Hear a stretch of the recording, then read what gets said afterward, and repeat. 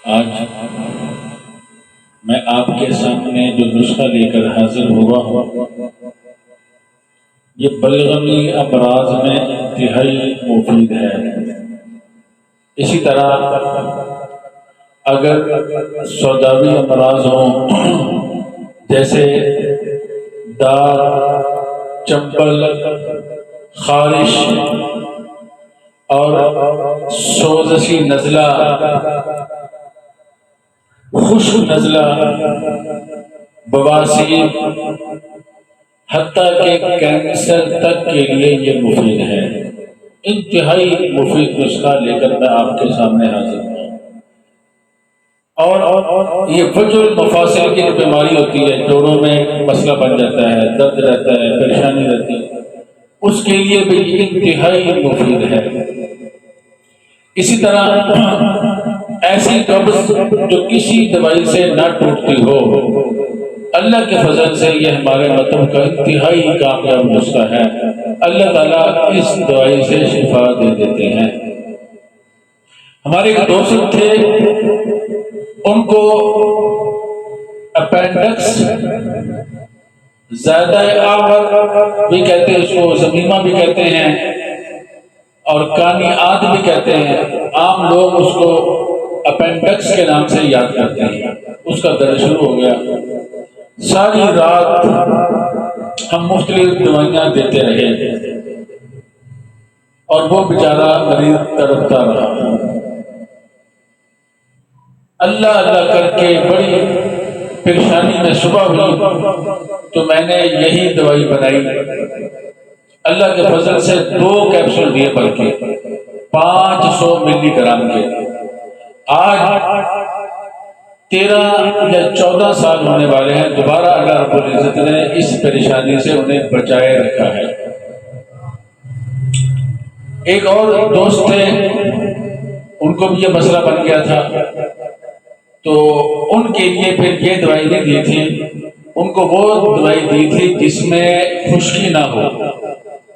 اس لیے آپ یہ بات بھی سمجھ لیں کہ یہ صرف خشکی، یہ اس رگ کے اندر جو پیپ کی طرح کی رگ ہوتی ہے، بڑی آنت کے ساتھ ملی ہوتی ہے، ناف سے 4-5 انچ پسلی کی طرف، دائیں طرف نیچے، تو اس کے اندر وہ چونکہ وہ ڈاکٹر تو اس کو سمجھتے ہیں کہ اس کا کوئی فائدہ نہیں، مگر وہ چھوٹی آنت سے تعلق اپنا رکھتی ہے اور بڑی آنت میں جو غذا فضلے میں تبدیل ہوتی ہے اس میں وہ معاملت کرتی ہے۔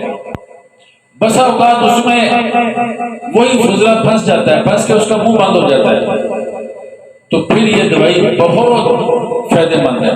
بسا اوقات اس میں فضلہ نہیں پھنستا، اس میں سوزش پیدا ہو جاتی ہے، اور وہ سوزش انتہائی گرمی کا نتیجہ یا خشکی کا نتیجہ، گیس کا نتیجہ ہوتی ہے۔ اس میں پھر وہ دوسری دوائی ہے، انشاءاللہ اس موضوع پر میں مستقل بھی بات کروں گا، تو پھر یہ بھی تعارف بھی اس کا مکمل کرواؤں گا، ساتھ دوائی کے بارے میں بھی بتاؤں گا۔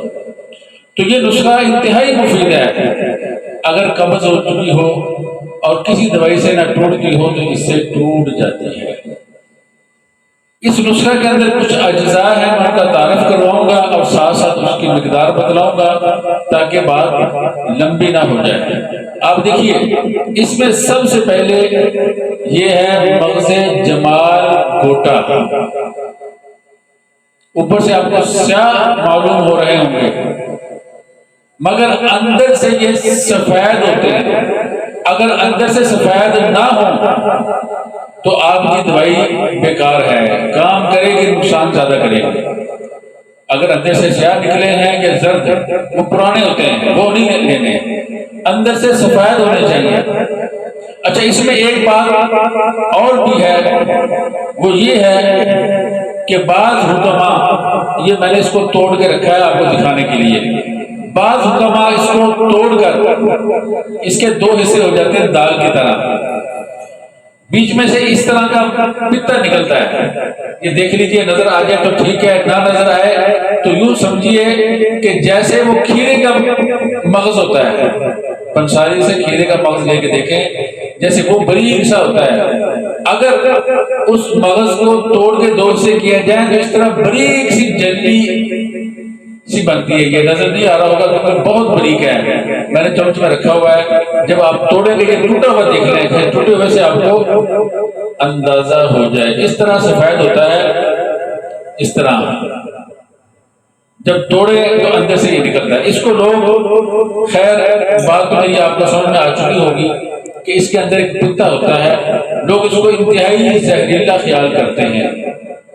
وہ یوں کرتے ہیں، اس کو نکال لیتے ہیں، نکال کر اس کو بھونتے ہیں بادام کے تیل میں یا گھی کے اندر، بھون کر پھر خشک کر کے اس کو استعمال کرتے ہیں. مگر ہم اس کا پتا نہیں نکالتے. اس دوائی کے اندر، اس نسخے کے اندر لوگ اس کو زہریلا سمجھتے ہیں، مگر ہم نے اس کا زہر اسی نسخے کے جو اجزاء ہے اسی کی قوت اور طاقت سے توڑا ہے. تو اس لیے آپ نے گھبرانا نہیں. اس کو توڑ کر اس کا پتا لوگ نکالتے ضرور ہیں، مگر ہم نہیں نکالتے اور آپ کو بھی ضرورت نہیں پڑے گی انشاءاللہ. یہ مغز جمال گوٹا آپ نے صرف 1 تولہ لینا ہے. اس دوائی کے اندر مغز جمال گوٹا یہ 20 سے 30 فٹ تک بلند اس کا درخت ہوتا ہے. اس کے پھول گنڈی کی شکل میں ہوتے ہیں اور ایک گنڈی میں 3 یہ ہوتے ہیں. یہ دیکھ لیجئے، اسی کو مغز جمال گوٹا کہتے ہیں. اس کو دبائیں تو اس کا تیل بھی نکلتا ہے. وہ روغن جمال گوٹا کے نام سے بازار میں ملتا ہے. وہ صرف آدھی بوند کسی چیز میں دودھ میں ڈال کے اگر پیٹ میں کیڑے وغیرہ ہو بچوں کے تو وہ یہ کیڑے مار دیتا ہے. اور بھی بہت سے کاموں میں استعمال ہوتا ہے. تلاؤں میں بھی حکیم استعمال کرتے ہیں. چونکہ یہ آبلہ انگیز ہوتا ہے، وہاں پر آبلہ ڈال کے وہ اس مخصوص کی جو فاسد رطوبت ہوتی ہے وہ نکال کر اس کو صحت مند کر دیتا ہے. تو یہ اس میں بھی استعمال ہوتا ہے. انتہائی مفید چیز ہے. اس کے لیے میرے پاس تو یہ نسخہ بنا پڑا تھا، آپ کو دکھانے کے لیے چیزیں منگوائی. اس کے لیے بہت کوشش کرنی پڑی، کہیں سے نہیں مل رہا تھا. بڑی مشکل سے ایک دوست نے یہ مہیا کیے، اللہ ان کو جزائے خیر عطا فرمائے.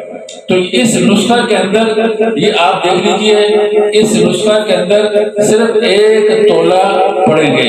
اور میں نے یہ بھی بتلا دیا کہ اوپر سے یہ سیاہ ہوتے ہیں اور اندر سے یہ سفید ہوتے ہیں. اگر اندر سے سیاہ یا زرد ہو تو پھر استعمال نہیں کرنے.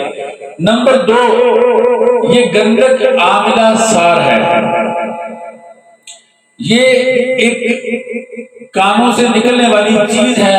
اس میں چونا ہوتا ہے، مگنیشیا ہوتا ہے، بسا اوقات اس میں سم الفار بھی ہوتا ہے. تو اس لیے عام گندک استعمال نہیں کرنی، گندک عاملہ سار ہی استعمال کرنی ہے. نام اچھی طرح سن لیجئے، گندک عاملہ سار، اس لیے کہ وہ مصفی ہوتی ہے. یہ ایک آتش گیر مادہ ہوتا ہے، آتش گیر. اس لیے لوگ اس کو مدبر بھی کرتے ہیں. اس کے کئی طریقے ہیں. ایک طریقہ تو یہ ہے کہ اس کو زیتون میں یا دیسی گھی میں اس کے پہلے پگھلا لیں، پگھلانے کے بعد اس کو دودھ میں بجھائیں، پھر نکالیں، پھر پگھلائیں، پھر دودھ میں بجھائیں. اس طرح 7 مرتبہ بجھائیں تو اس کی جو تیزی ہے، خشکی گرمی ہے، وہ ٹوٹ جاتی ہے. مگر ہم یہ انتہائی مصفی ہے. اس کی ایک ہم دوائی بناتے ہیں، اس میں گندک کا تیزاب ڈالتے ہیں. بہت فائدہ مند چیز ہے. وہ ہمارے پاس بنی پڑی ہے اور بڑی مشکل سے بنتی ہے. بڑا دھواں نکلتا ہے اور بڑا سیک، اور بہت چھت کے اوپر رکھ کے بنانی پڑتی ہے. تو اس کو لوگ سفید بھی کرتے ہیں بہت سے طریقوں سے. یہ مصفی خون ہے. تھوڑے پنسیاں اوپر لگانے کے لیے ہر آدمی جانتا ہے. اس کا رنگ جو ہے وہ کیمیا گر جو ہوتے ہیں، جو سونا بناتے ہیں، کوشش کرتے ہیں. اس کو دیکھتے ہی سونے کا رنگ ہے اس کا، ان کے منہ میں پانی آ جاتا ہے. یہ سونے والا کام ہی جسم میں کرتی ہے. تو یہ ہم نے لینی ہے 12 تولے. اس کو ہم نے مدبر نہیں کرنا، ان جڑی بوٹیوں کے اندر ہی یہ مدبر ہوگی. اچھی طرح سمجھ لیجئے، ہم نے اس کو مدبر نہیں کرنا۔ بعض لوگ اس کو اور طریقوں سے بھی کرتے ہیں، بعض نظم میں بھی کرتے ہیں، مگر یہاں ہمیں مدبر کرنے کی ضرورت نہیں، جتنی مقدار میں نے بتلائی اتنی ہی۔ اسی طرح اس کے بعد یہ ایک سرسوں کی قسم کا ایک پودا، اس کو رائی کہتے ہیں، اس کے بیج ہے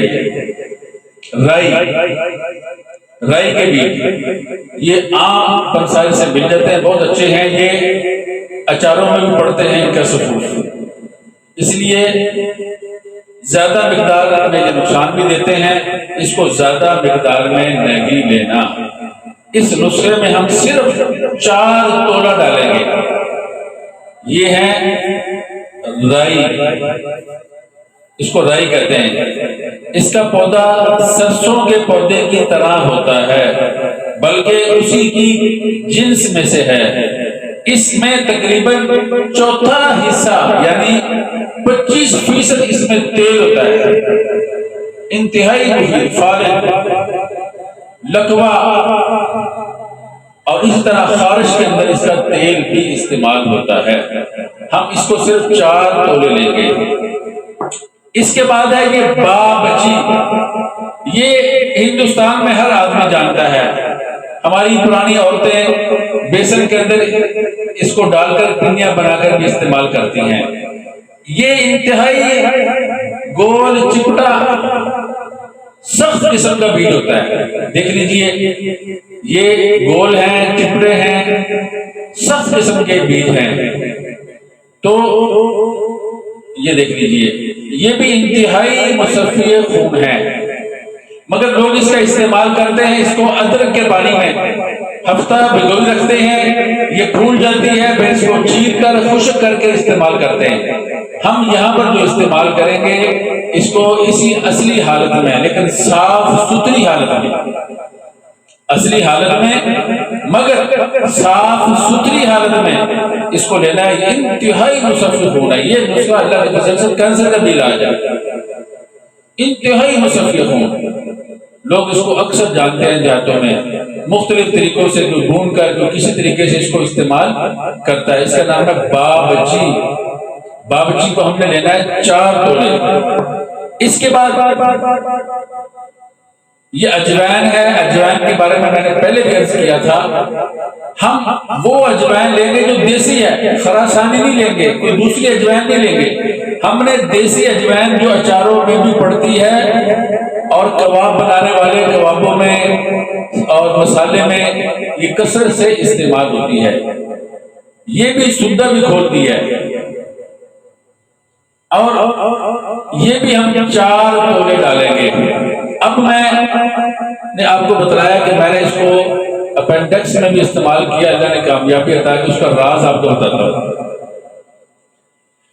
یہ شاید کوئی حکیم ہو جس نے اس کو اس مرض میں استعمال کیا ہو، یا اس کے اس فائدے سے وہ آگاہ ہو۔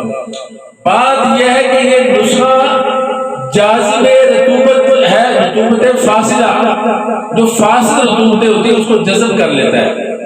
نہ صرف یہ کہ جذب کر لیتا ہے، جذب کر کے خارج بھی کرتا ہے۔ تو اپینڈکس کے اندر یہی مسئلہ ہوتا ہے کہ وہ جو زائد نالی سی ہوتی ہے بڑی آگ کے ساتھ اور ناف کے قریب ہی ہوتی ہے، 3-4 انچ چھوڑ کے پسلی کی طرف، دائیں طرف، نچلی طرف، یہ اپینڈکس بائیں طرف نہیں ہوتا، یہ دل میں رکھ لے، دائیں طرف ہوتا ہے، اور ڈاکٹر اس کا زیادہ انتظار نہیں کرتے۔ ایک عورت میرے پاس آئی، میں نے اس کو نبض دیکھی، میں نے کہا تمہیں اپینڈکس ہے؟ وہ میرے پاس سے اٹھے ڈاکٹر کے پاس گئے، آپریشن کرا لیا۔ لوگ اس کا انتظار نہیں کرتے، اور ہم نے اس دوائی سے اللہ کے فضل سے کبھی دوائی بدل بھی لیتے ہیں، کئی مریض اللہ تعالیٰ نے ان کو شفا دی ہے۔ یہ ان رطوبتوں کو جذب کر کے پھر نکال دیتا ہے، جس کی وجہ سے وہ رطوبتیں متعفن ہو کے وہاں سوزش پیدا کر رہی ہوتی ہیں، نالی کا منہ بند ہو جاتا ہے۔ جب اس نالی کا منہ بند ہوتا ہے تو رطوبتیں اکٹھی ہوتی ہیں، اکٹھی ہو کے متعفن ہوتی ہیں، متعفن ہو کے سوزش، یہ اس کو کھولتا بھی ہے، یعنی نکالتا بھی ہے، اور ان فاصل رطوبتوں کو جذب بھی کر دیتا ہے۔ تو اللہ تعالیٰ شفا عطا فرما دیتے ہیں۔ تو تو آج کے لیے اتنا ہی کافی ہے. میں نے اس کے نسخے کے فوائد پہلے بھی بتلا دیے تھے، اور جو یہ خلاصے کے طور پر یوں سمجھ لیجیے کہ یہ تیزابیت جو ہوتی ہے جسم میں، اس کے خلاف، ترشی تیزابیت کے خلاف بہت بڑا نسخہ ہے.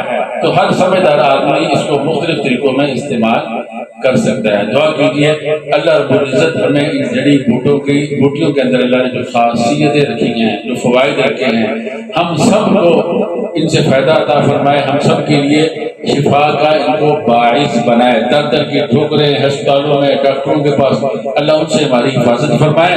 ہمارا اس پروگرام کو، اس چینل کو شروع کرنے کا مقصد یہی ہے کہ ہر آدمی ان سے فائدہ حاصل کر سکے. اس لیے میری ویڈیو تھوڑی سی بڑی بھی ہو جاتی ہے. اکثر لوگوں کو شکایت ہے، میں انشاءاللہ کوشش کروں گا کہ اس کو مختصر کروں، مگر جب تک اس کا تعارف نہیں کرواتا اجزاء کا تو میرے ذہن میں یہ بات رہتی ہے کہ آپ کو صحیح اس کی افادیت سمجھ میں نہیں آئے گی، اس لیے تھوڑی سی ویڈیو لمبی ہو جاتی ہے. تو دعا کیجیے اللہ رب العزت ہم سب کی حفاظت فرمائے اور ہم سب کو صحت جیسی نعمت عطا فرمائے. وآخر دعوانا الحمدللہ رب العالمین.